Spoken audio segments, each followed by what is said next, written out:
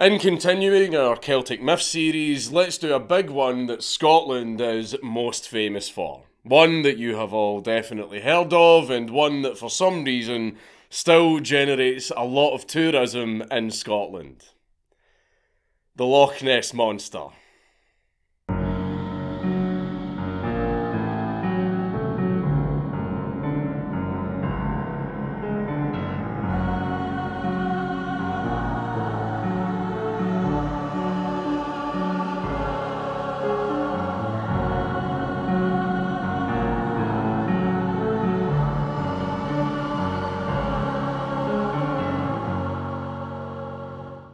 And before we get into the video, we have a new sponsor. Today's video is brought to you by Galaxy Lamps. Explore the galaxy from the comfort of your home and fill your rooms with immersive, ambient and energy efficient RGB lighting. I find it pretty relaxing in the evenings, and you don't even have to leave the comfort of your bed due to Galaxy Lamps app and Google Assistant and Alexa compatibility, where you can control the speed and colour variations. And Galaxy Lamps have an upcoming Black Friday sale between the 25th and the 27th, with some great offers. Get $10 off when you spend $50, $30 off if you spend $125, and $60 off when you spend $200. So take advantage of it and get a great product while saving some money. So please go to galaxylamps.co/Count Dankula or click the link in the description box down below to get your own space lamp. New sponsor. Show them some love. Click the link. Finally, we come to a mythological creature that many of you will know of. Nessie, who is commonly known as the Loch Ness Monster because it is a monster that lives in Loch Ness. Despite popularity and the widespread knowledge of Nessie and the Loch, Nessie is a different kind of Celtic myth, in that Nessie doesn't appear in any of the Celtic religious scripture. Nessie also doesn't grant wishes, curse people, or cause the destruction of small local communities. Nessie is a large amphibious or biamphibious but mostly aquatic cryptid, apparently living in Loch Ness for a very long time. In the beginning, Nessie was thought to attack people entering the loch, since the loch was its territory. But only the earliest sightings ever mention Nessie actually being aggressive. And since then, there have been many sightings and hoaxes, which we will soon cover. Loch Ness is located in the Highland Boundary Fault Line, or what a lot of local people like to call the Crack, which runs all the way across Scotland, almost splitting it in half. You know, it's like an OnlyFans model, an absolutely giant crevice that is absolutely teeming with wildlife. Loch Ness itself, however, is around 23 miles long, 1 mile wide, and has a huge depth of 226 metres, or 744 feet.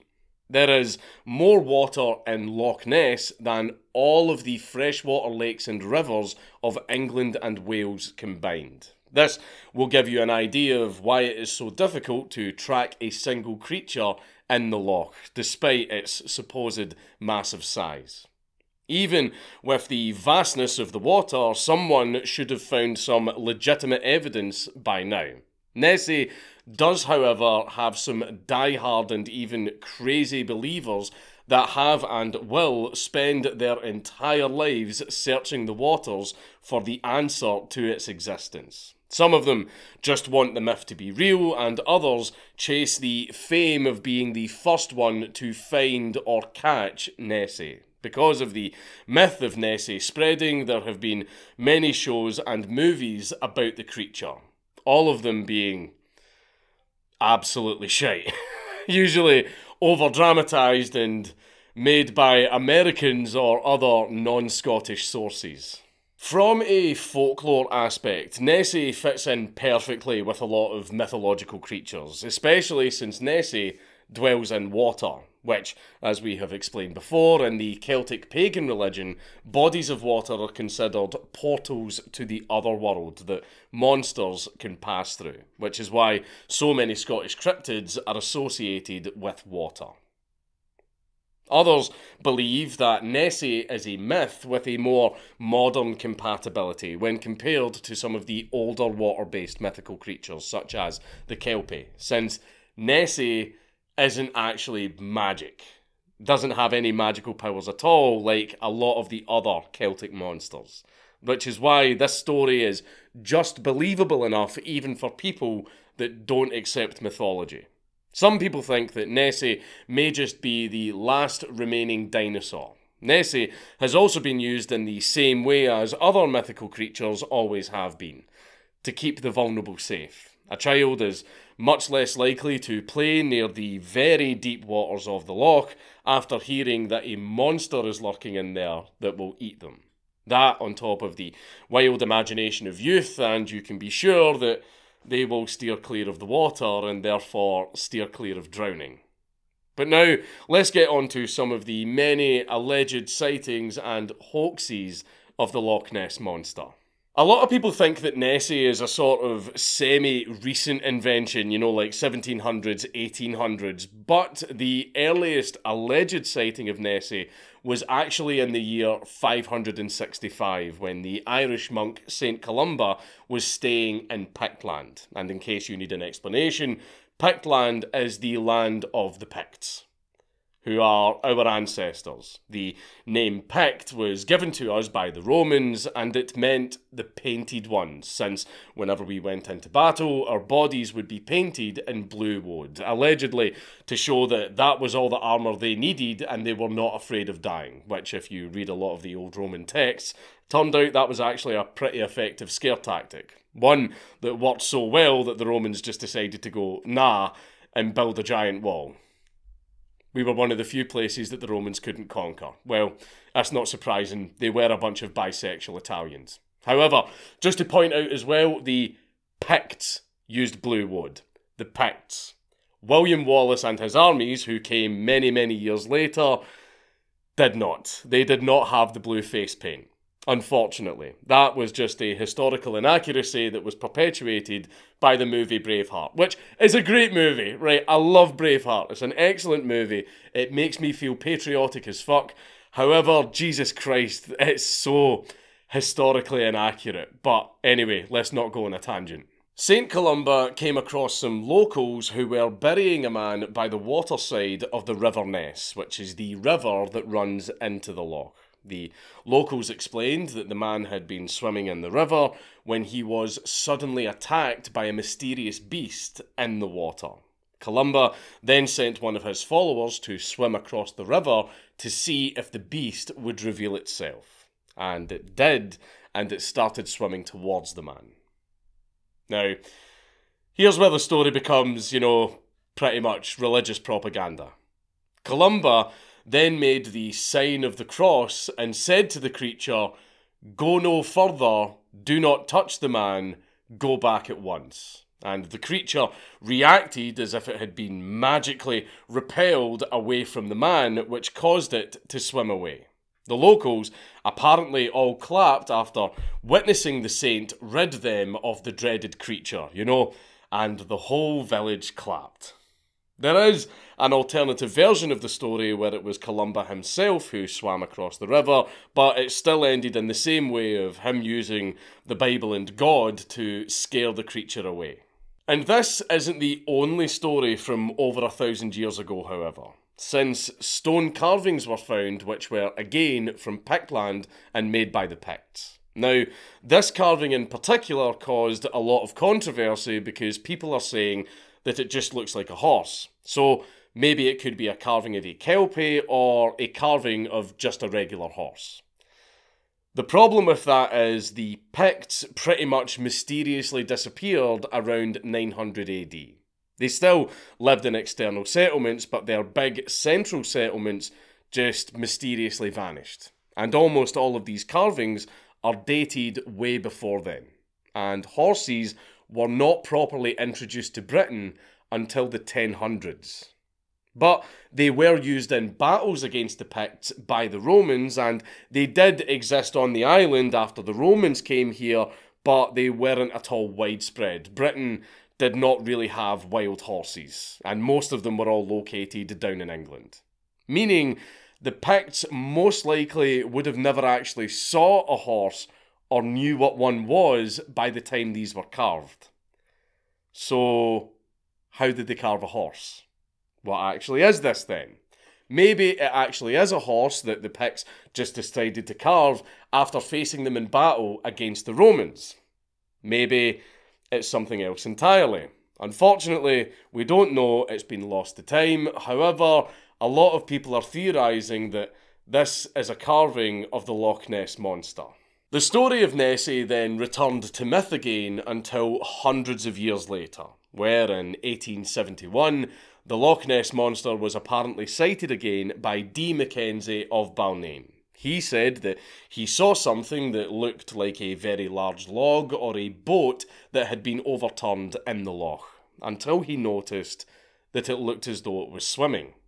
But before he could get closer to get a better look at it, the object disappeared into the depths. The next sighting was in 1888 by a stonemason named Alexander MacDonald from a break-in. He saw a large creature with stubby legs coming up from the loch and pushing itself forward across the ground close to where he was standing. He soon reported that he seen a large salamander-like creature entering the water to the loch, and he reported this to the water bailiff, a man who was named Alex Campbell. On the 2nd of May 1933, the story of the Loch Ness Monster flared up again, when the same Alex Campbell wrote an article in the Inverness Courier about a large creature he saw in the water that he referred to as the Beast, and he described it as a fish that was as big as a whale.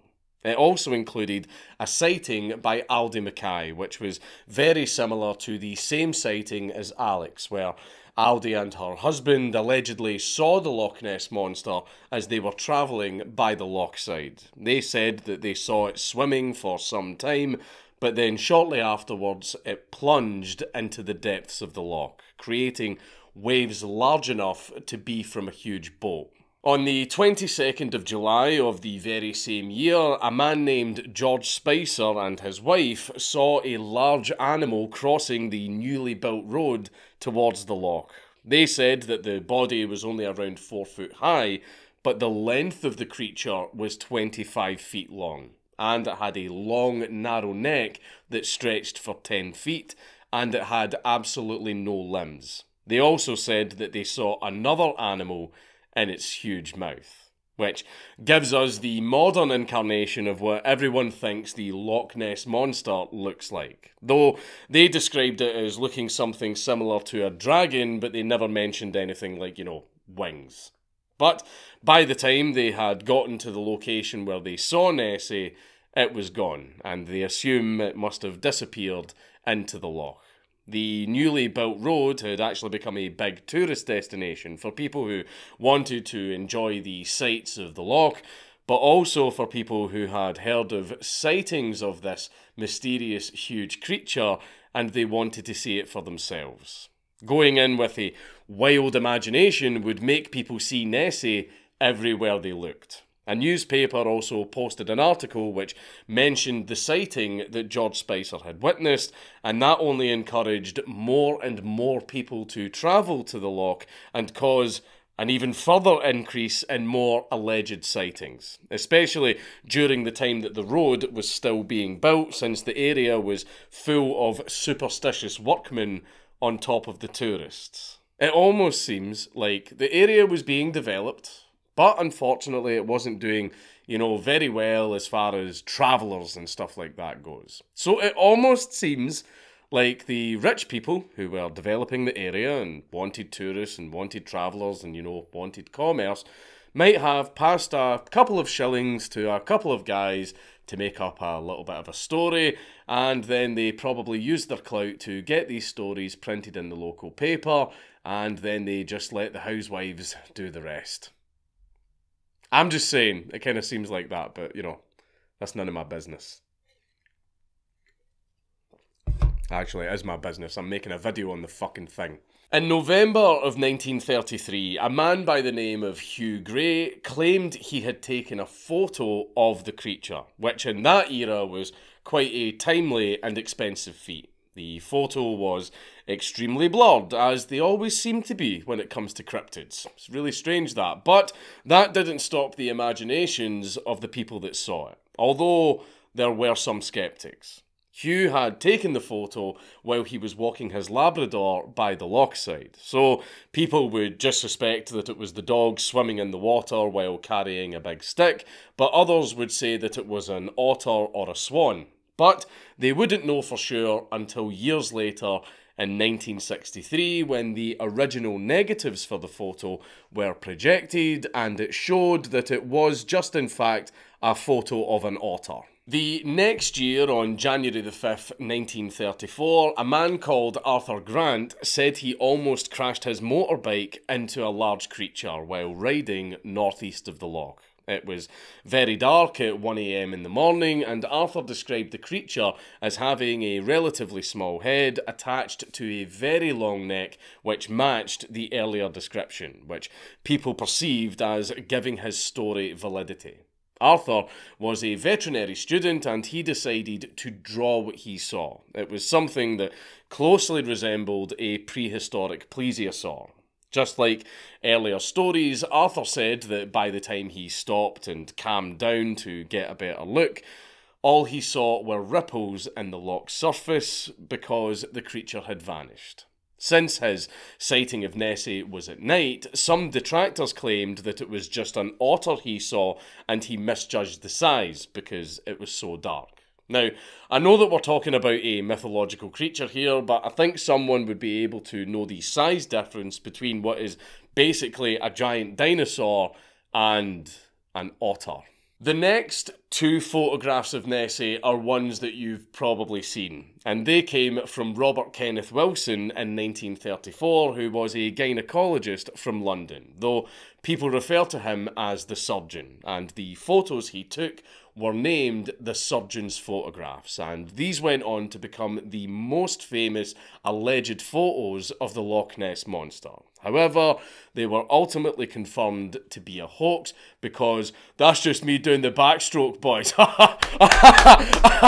The first photo is one of the most famous hoax pictures of Nessie that has been seen all across the world, but the second one hasn't been seen so much because it's too blurry. The story that Robert told was that he was looking across the water and he saw something with a small head and a long neck, and since he knew of the earlier description, he went, "Oh shit, that's Nessie," so he grabbed his camera and took some pictures. People believed for the longest time that this photo was clear evidence of Nessie's existence. But as always, some skeptics believed it was just an otter, a piece of wood, or even an elephant was one of the theories. Though later in 1993, the photo was proven to be another hoax, since when the image was examined, it appeared to actually be a toy submarine with a sculpture mounted on top of it. Over the years, there were many more sightings and hoaxes. In 1954, the crew of a fishing boat named Rival III noticed something very large on their sonar, and it wasn't a static object. It was actually following the boat from a depth of 479 feet below. Eventually, it left sonar range, and when they tried to re-establish a sonar visual, the object couldn't be found again. A year later, in 1955, yet another photo of what was thought to be Nessie was taken by Peter McNab at Urquhart Castle, and it showed two humps in the water, though he did not release the photo for 2 years, where it was then used in a book. When examined, people said that it looked like it could just be the wake of boats travelling together, but other people just thought it was another hoax due to all of the other hoaxes that had come before. However, after the negatives for the picture were examined, it was revealed that the image had in fact been doctored. Hoaxes were being proven left, right and centre, which was starting to shake everyone's belief in the monster. Even back then when people were a lot more superstitious. But a lot of people still thought they could find Nessie. In 1969, a submarine expert named Dan Taylor explored the depths of Loch Ness in a 20-foot-long hand-built American submarine. I suppose you could call that a submarine. He made it to the bottom of the 744-foot deep loch, but he didn't find a shred of evidence of Nessie actually being down there. In 1975, a naturalist named Sir Peter Scott tried to have Nessie added to the British Register of Protected Wildlife, which meant he had to prove that the animal was an endangered species and that the species had a scientifically recognised name. The name that he chose for Nessie was Nessiteris rhombopteryx, which sounded legit until it was discovered by a Scottish politician named Nicholas Fairbairn that name was actually an anagram of Monster Hoax by Sir Peter S. Which, come on, at least that one was funny. Another attempt to protect Nessie happened much later in 2001 because another Nessie hunter wanted to trawl Loch Ness with a net, take a sample of skin from Nessie for testing, and then release the creature back into the loch.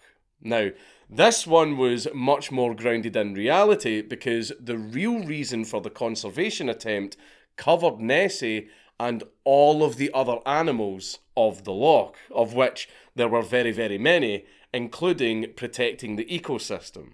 The guy basically wanted to preserve all of the wildlife of the area, but he used all of the Nessie hype as a way to drum up support for it. Which, yeah, alright, I'll give you that one. That's kind of clever. Another sighting which I want to cover actually happened in 1977, and this one is... this one's probably my favourite. We got one of the clearest ever photos of the Loch Ness Monster, and it was taken by a man called Anthony Shields, who was a magician and a psychic, so clearly someone worth listening to.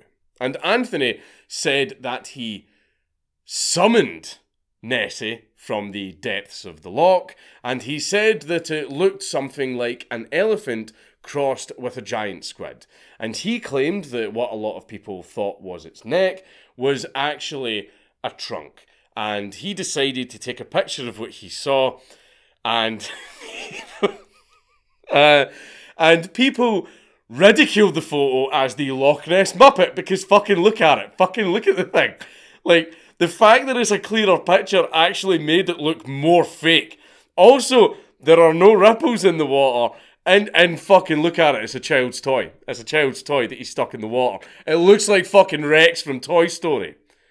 Right? So, yeah, this one was very quickly established as another hoax. In 2011, Marcus Atkinson believed that he had caught Nessie on sonar just like an earlier event, except this time he took a photo. He said that it was following the boat for 2 minutes at a depth of 75 feet, and the creature itself measured at 75 feet. Marine biologists have said that the picture only shows underwater algae, so again, the myth wasn't proven. Though every sighting and every bit of evidence that came out just encouraged hardcore believers even more, and a lot of them won't really listen to reason. Another photo arose which was taken in November of 2011 by a skipper named George Edwards. George was a Nessie fanatic and had been searching the loch for the monster for 26 years, spending around 60 hours a week to try and find the creature. He believes that the humps that people have described in previous sightings are not one animal but multiple swimming in a line. George held on to the photo being real for quite a long time, until eventually he held up his hands and admitted that he faked the whole thing. After wasting so many years of his life on this, it's very likely that he got disillusioned and lost his belief, so he decided to create a hoax instead.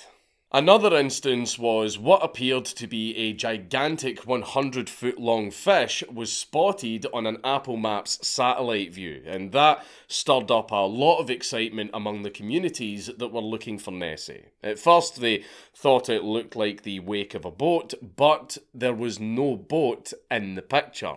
They couldn't even see one nearby. And others thought it was kind of strange that this giant fish didn't match up with the earlier descriptions of Nessie having a long neck. Still, a lot of people were taken in by this image until it was discovered that it was in fact the wake of a boat. It was the wake of a boat on Loch Ness called the Jacobite Queen, which is a large and mostly white tourist boat. And it was camouflaged by the wake behind it, so it wasn't caught in much detail because of the satellite's camera. Now, there have been many more sightings, including photographs and video of what people think is the Loch Ness Monster, but all of them have either been hoaxes, visual trickery, or just yet to be explained. Why so many hoaxes, and why have all the hoaxes been drummed up as fact? Well, for the conspiracy theorists, they just want the glory of being the one to finally find Nessie, and they decided to fake it until they make it. As for the locals and local businesses of the area, it's to drum up tourism. Lakes, or lochs as we call them over here, don't exactly make a lot of money. But tell the Yanks and the Chinese that there might be a giant monster lurking in there somewhere and watch the cash flow in. Nessie has gotten to the point, however, where the slightest shadow on a wave makes people think that they saw the creature, since we as humans like to notice patterns everywhere because of our monkey brains. People go to the Loch and they see Nessie absolutely everywhere they look because that's what they're looking for. And some people just desperately want the myth to be real. The media has also made sure to keep the story alive as well, either by posting hoaxes claiming that Nessie is some other animal like a giant eel, or by funding searches which are usually filmed for TV. One of the main theories behind the Loch Ness Monster is it's actually an ancient dinosaur closely resembling a plesiosaur. And one of the theories behind why it might still be here is it somehow managed to survive the asteroid that wiped out all of the other dinosaurs by surviving in deep subterranean flooded caves, which were then reopened to the above world by the strange seismic and geologic activity that created the crack in the first place, which caused the waters of the loch to be so extremely deep. This then allowed the ancient creature to reach the surface back into our world, which does kind of fit into Celtic mythology of bodies of water allowing monsters from another world to come into ours. The big problem with the whole Loch Ness Monster thing, and this one is for all the Nessie truthers out there. Now, despite the loch being so deep and so huge, every inch of it has been mapped. All of it. Every inch. It's one of the most explored and well-mapped bodies of water in the entire world, specifically because of all the Nessie hunting. Pretty much every single kind of measurement that you can make, sonar, geological surveys, chemical compositions, radar mapping, everything, absolutely everything has been done to this body of water. Even super strong sonars that can find a baby perch have been done to every inch of this water. And all of these have found nothing. Absolutely nothing. I can tell you right now with a great degree of certainty, much to the chagrin of the Scottish Tourism Board, that there is no Loch Ness Monster. It's not real. But it's a fun story. But despite all of that, I am very sure that in the future we will see more hoaxes and sightings. People will continue to search the loch for signs of Nessie's existence. The new generation will create more Nessie fanatics that think that they will be the one to find the creature and that their method will be totally new and original. The only real benefit to this is that it actually massively helps the area financially through tourism. And the silver lining is it gets people out in nature. Loch Ness is a truly beautiful place, by the way. You know, like, despite all of the doomerism that I'm spewing right now about how the monster isn't real, you should absolutely still visit Loch Ness. The views and the wildlife are absolutely breathtaking. There are castles, there are ruins, and also Aleister Crowley's house is just nearby. So it's definitely somewhere that you should still visit. Just don't swim in the water. Not because of Nessie, but because of what Aleister Crowley was known to do in the water. It's Count Dankula on YouTube. Everybody just subscribe.